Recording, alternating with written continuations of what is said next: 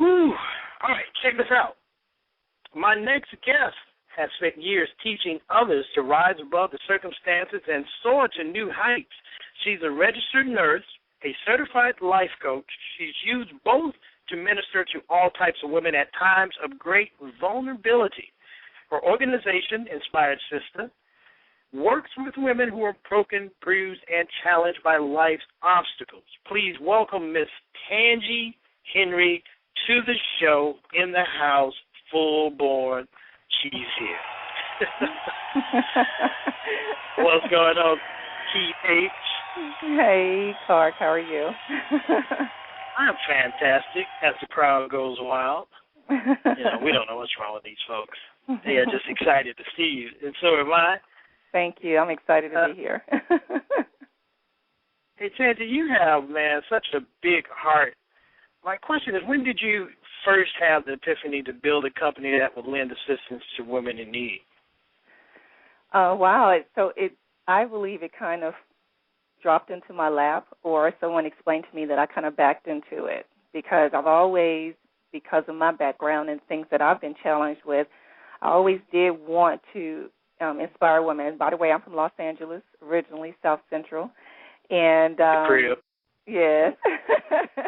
And so, I grew up in the 80s in the hood, and all kinds of stuff was going on. And so I really was running from myself and running from a lot of different things. And so I always had a heart really to help other sisters that were kind of going through the same things, because I've seen where the outcomes weren't all that great, even in my own family. So I wanted to write a book, and I was like, well, I'll just start a blog. My husband gave me the idea to start a blog, blah, blah, blah. And as I started the blog, I started getting a lot of response from women who could identify with the things that I was discussing, and really was reaching out for some words of encouragement. And as I started doing more, the vision began to unfold before me. And there is a great, great need for people to be encouraged and just to have hope. Your situation may not change, but your mind can change. And so that's what I do. I encourage women to live on top of the world, on top of their circumstances, their situations, their drama, their issues. That's what I do, and I don't do it just from a place of head knowledge, but I do it from a place of personal experience as well. And I think that's what makes the difference, in how I can really relate to them in their situation and let them know that they can make it too.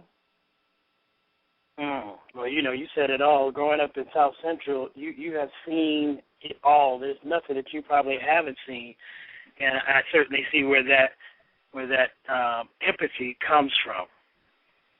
Yes, it was very interesting. I wouldn't take anything for it, though, because it built in me something that, I have the tenacity to keep moving anyway, and I noticed that a lot of people don't have that.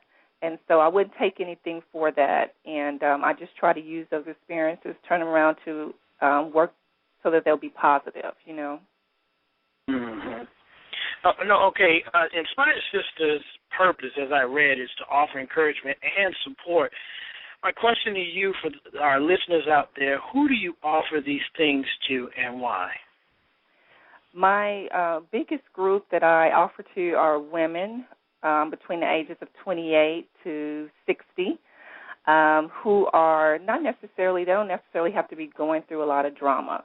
But what I find is that a lot of us are not real about the things that we are challenged with on a daily basis.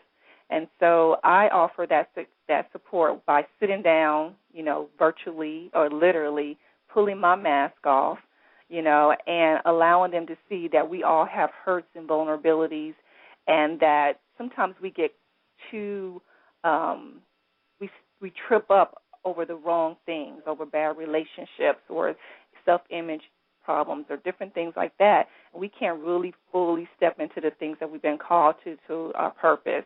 And so I offer this support to women, to a gamut of women, just from the sister in the hood to the corporate CEO, because at the core of it, we still have the same concerns.